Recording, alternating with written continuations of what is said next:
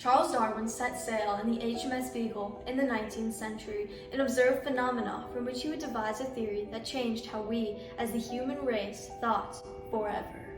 One of Darwin's famous destinations on the HMS Beagle was the Galapagos Islands.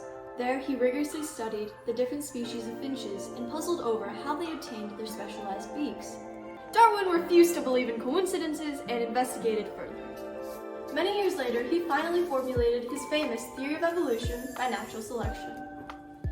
His theory of natural selection explains how hereditary genotype is selected for in a population based on the environment it occupies.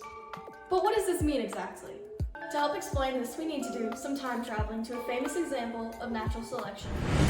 In London, in the early 1800s, during the Industrial Revolution, the genotype for darker colored peppered moths increased dramatically in the peppered moth population. All the coal-powered factories were spewing soot into the air, which layered on the bark of the light trees they used to blend in with, so now the light-colored moths were easy pickings for their predators.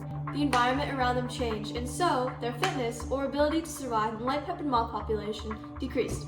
However, the light-peppered moth population was very diverse due to many factors. So, there were some oddball dark-colored moths that survived and reproduced to pass on their favorable trait to the next generation. The Darwinian view of life is also power to the oddballs view of life.